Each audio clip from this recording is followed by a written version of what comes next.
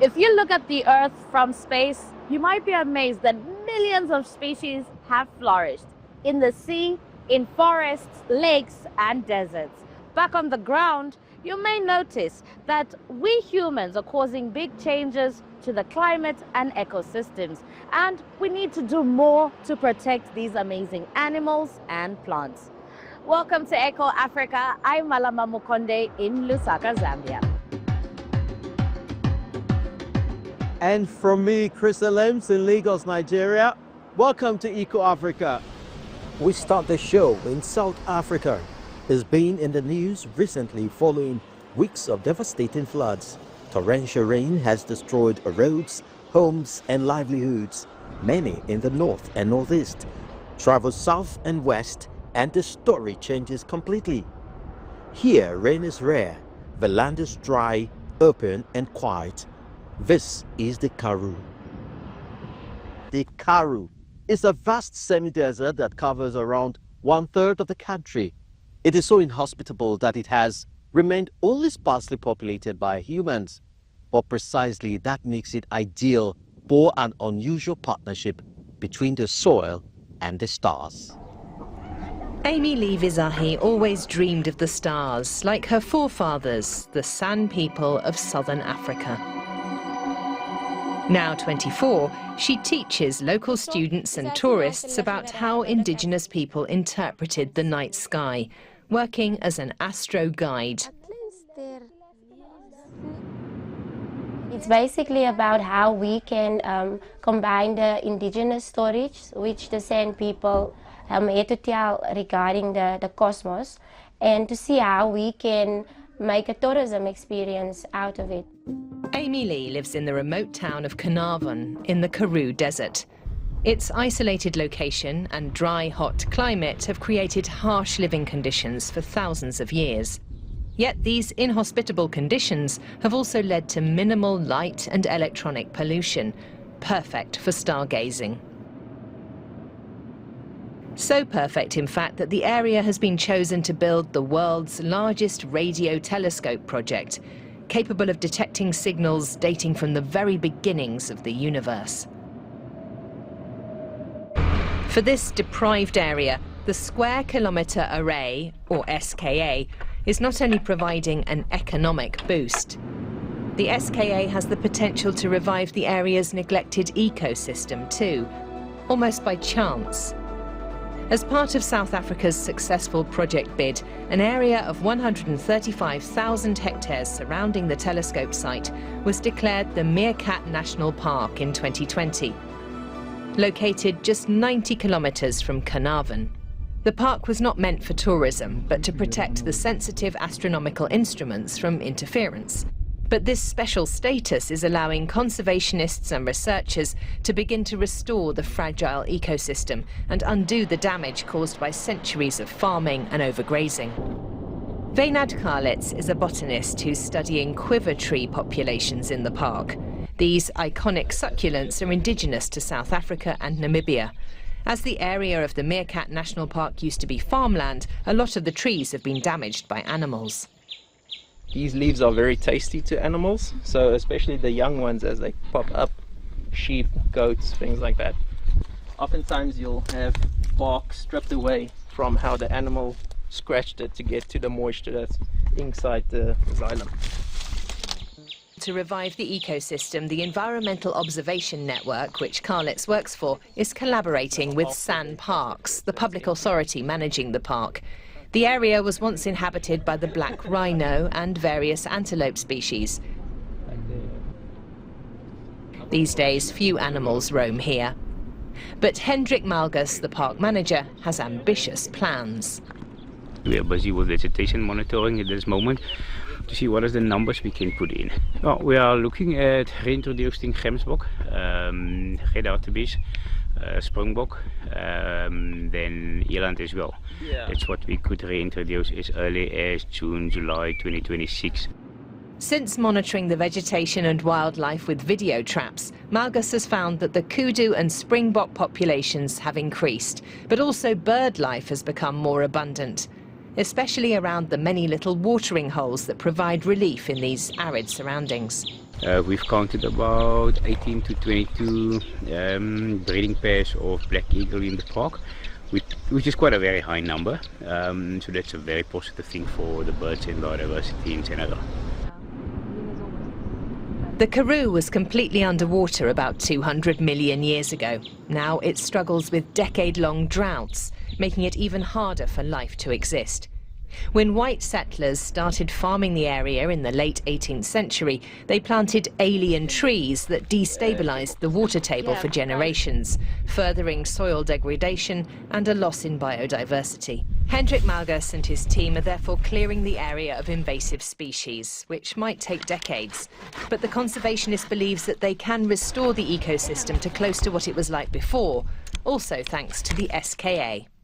We would not have had 135,000 hectares under protection if it wasn't for this project. And a relationship between development and biodiversity and conservation, it is needed.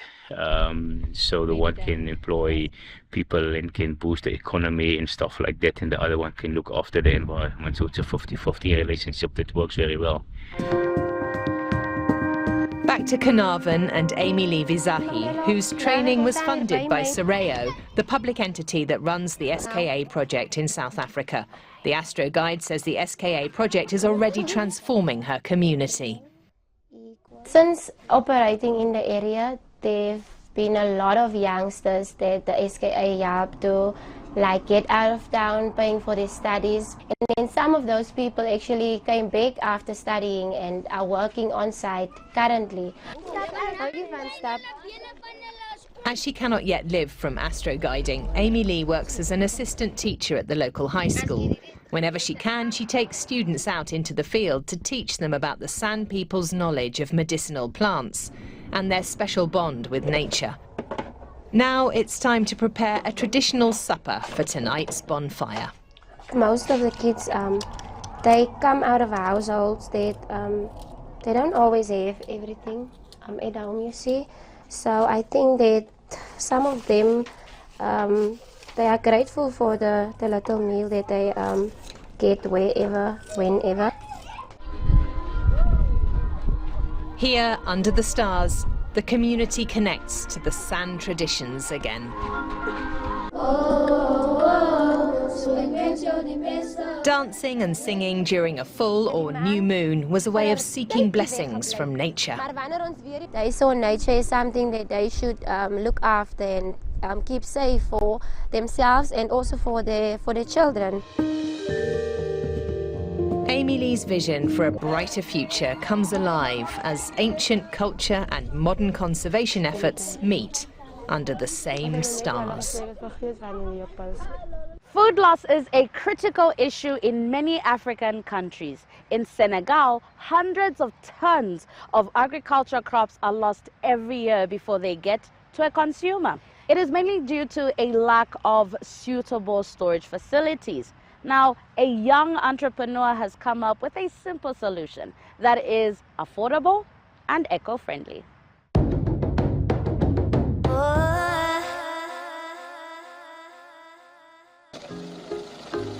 Young founder Marie Aidangwan knew there had to be a better way, a way to help farmers. Her solution, these simple huts that are cooler than the outside temperature by up to 10 degrees Celsius. This storage facility has a capacity of 120 tons. More than 2,000 bags are stored here during the harvest season. Potatoes can be stored for up to 3 or even 4 months. The hut keeps off the sun and above all the heat. Potatoes and onions grow in abundance in Senegal. 80% of the country's fruit and vegetables are grown in the Niayes region, the fertile area between Dakar and Saint Louis. In 2025, the onion harvest was actually up 10% on the previous year, a record crop. The potato yield was good too, but the market was still saturated, a problem that threatens the livelihood of farmers like Sering and Low. In the past, we couldn't always find buyers after the harvest, or sometimes the price was too low. But we couldn't wait. We had nowhere to store the produce, and if we left it lying in the sun, it would spoil. When building, Engineer Ibrahim Diagne is very precise. When the bubble floats in the middle, the structure is perfectly vertical. The design is simple, but needs to be well built, as it will have to stand for years. The civil engineer has now built 7 of these huts in various places in Senegal. At the construction site, he shows us how careful work can produce a warehouse from waste. The hut's basic structure consists mainly of discarded trash, old car tires, sacks, and plastic bottles that would otherwise end up in the garbage. Every time we have a tire in place, we fill it with sand before compacting it. The tamper makes the sand inside more stable. After the first few rows, we then use the sacks and bottles. Recycling waste as a building material is key to the project. It means there is less waste to pollute the environment, and the huts are affordable for everyone. Farmers can boost their earnings and food security. Waste becomes a solution that opens up new prospects for the future. Modern conservation works best when local communities understand the value of leaving nature intact. Sometimes it takes more than education. In Romania, illegal logging is a big problem, even in protected areas. When so much money is involved, it demands real bravery to take on the organized criminals and corrupt officials driving the destruction of some of the last green forests in Europe. Forest engineer Dan Turiga is getting ready for a long shift. He and a colleague fight illegal logging in Romania's old-growth forests. It's dangerous work out here in the mountains. Time for a final briefing. As you know, we've reported them before, gnawing away at the forest edge. But now it looks like they've actually moved inside with the logging. Look at this. This area has trees that are 150 to 200 years old. There's something suspicious here. Time to move. Romania is still home to true primeval forests, but they're disappearing fast. Ion tells us half of all logging here is illegal, and it's not long before we see the damage. A third of the virgin forest gone, a path of total destruction. It's like this for 2 or 3 kilometers, thousands of hectares. The lumber mafia take advantage of a legal loophole, falsely labelling trees as damaged or dead so they can cut them down.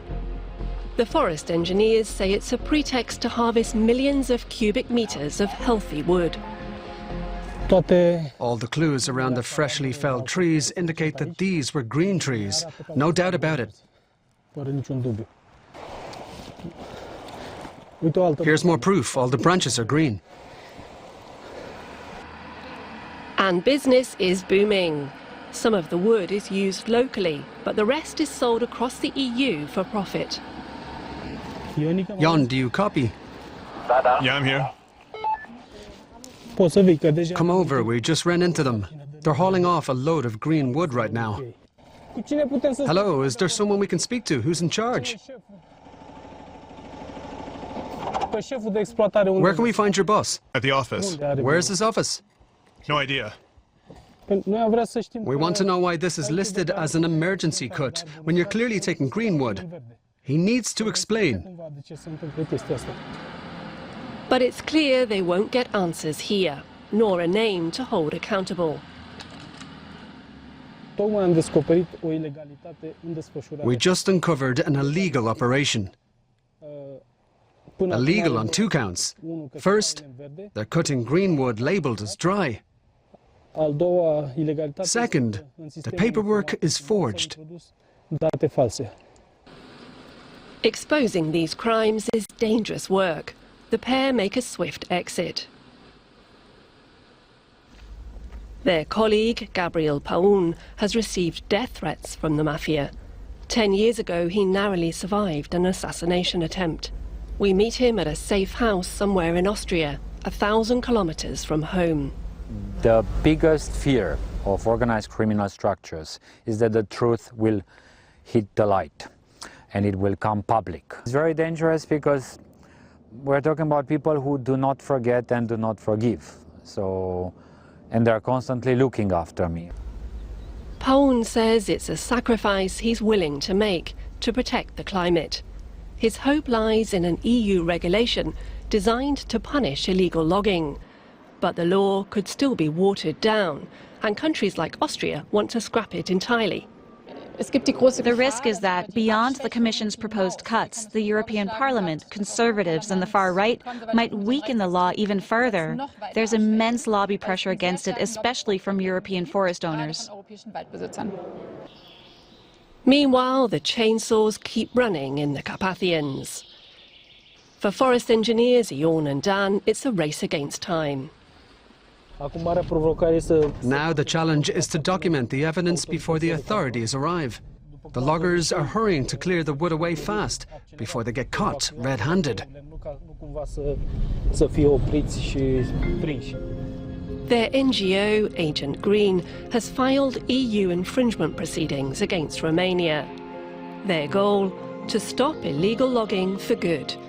They want to save Romania's forests, one of Europe's last great wildernesses. One of Africa's most important freshwater ecosystems, Lake Malawi, is a protected UNESCO World Heritage Site. But like so many places on this continent, it's under growing threats from plastic pollution, a problem for both its extraordinary biodiversity and the communities that depend on it. Now an initiative is underway to tackle the problem with local divers. Plastic waste and debris below its tranquil scenic surface, Lake Malawi looks very different. Since 2023, local divers in Cape Maclear, led by Felix Sinosi, have been clearing plastic waste from the lake bed 3 times a week.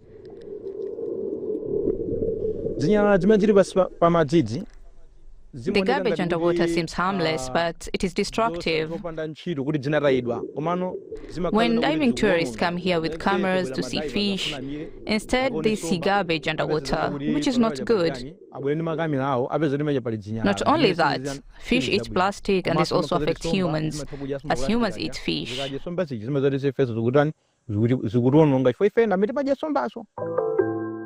With its tropical beaches, the world's 4th biggest freshwater lake is a major tourist destination. The trash that the divers collect not only threatens Malawi's economy, it's also damaging to the lake's ecosystem, including endemic freshwater species. Kenneth Mackay is an evolutionary biologist. He's observed the impact of pollution firsthand. Garbage can come on the breeding platforms or in the territories of the males, makes it difficult for the fish to breed. The fish can ingest not only full plastic, but also the microplastic. And the plastic's breaking down in the lake, people are drinking it, so they're going to be getting microplastics. When people eat contaminated fish, microplastics and toxic chemicals can enter the body. Scientists say this exposure can affect hormones, reproduction, and even the immune system. In February 2025, the Malawian government officially banned thin plastics, such as food packaging and grocery bags. But tracking down the producers has proved challenging for the authorities. Some have changed where they were producing the plastics.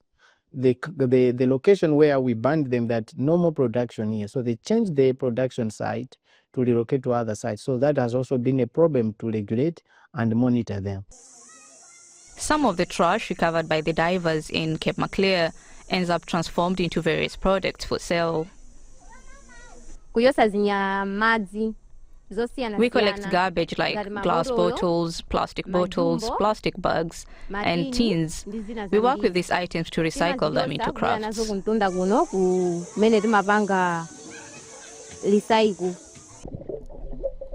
The divers' efforts cleaning up the lake have not gone unnoticed. When the team collects trash from the water looks clean. In this way, the fish won't be harmed or destroyed by plastics and glass bottles. The water is more hygienic, so it's a good idea. For now, the project is restricted to the Cape Maclear area, but the hope is that it will inspire further cleanup efforts all over Lake Malawi. Let's stay in West Africa. The Atlantic coastline provides many vital breeding sites for sea turtles, but these ecosystems are often under threat from human activity. In a Gambian marine reserve, a local community is employing deep knowledge of the land and sea to make a maize. It was a big catch for many fishermen today in Gunjur, Gambia. They are delivering their haul to a fish meal factory. But their catch is now often disappointing. We have a lot of environmental challenges, ranging from sand mining. From there we have fish meal factories. Fish meal factories also, compromising a lot of our opportunities. This Chinese factory was opened in 2016. The local communities were excited about the possible job opportunities, a fish market, and improved roads.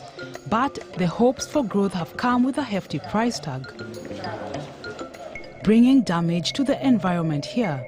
The water on the coastline is believed to have changed color due to the chemicals found in the factory's wastewater discharged into the ocean. We asked the fish meal factory for a statement, but they declined. This water started changing this color when this factory started the operation here. Most of the time when it came into this color, you don't see any much birds here because they don't like what happens. The water doesn't look good for anything.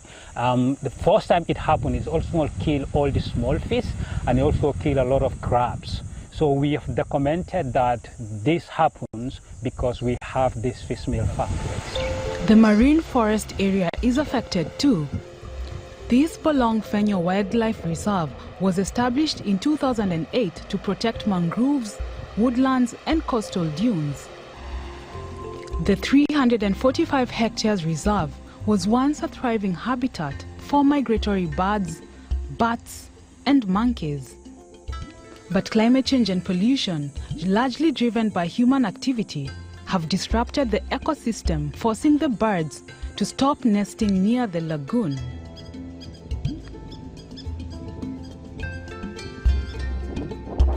But there is still hope. This group of environmentalists started the Gunjur Conservationist and Ecotourism Association to lead change and inspire community solutions. Lamin Jassi has made it his mission to raise awareness in the community of the need to plant trees. This project is much needed because in the past 25 years, the Gambia has lost 732 hectares of tree cover, according to the Global Forest Watch. This loss is mainly due to wildfires, firewood collection and clearing land for agriculture. As a scientist, we have a concern with regards to some of the economic activity we are seeing over the years. Yes, people everywhere wanted to have a land to develop and to have a settlement. We've been seeing a lot of estate agencies emerge from this country. But then, yes, that those young people, what they are doing is the right move. The forest protects this fast eroding shore of the Atlantic Ocean, which is home to endangered sea turtles. The coastline is an important home for green turtles to lay their eggs. But when they come to shore, they are often attacked by fishermen or people in the community. Like here, these are shells of green turtles killed while trying to nest. The idea behind this facility is we try to create a head start tank with our partners, keep some few turtles with us, boost their growth, study their behavior and ecology, boost their growth to a certain size. Then when they reach that, when we have the expert advice from our partners as to the suitable time to release them. The turtle village in Gunjur also collects data on the water quality to better understand forest and marine life. For us, we think this data will help government to make an informed decision because they will know what we are collecting. We are collecting how much fish go to the factory and how much go to the community. We record that. And as well overall fish that land in the water and also the fishing gears that they use.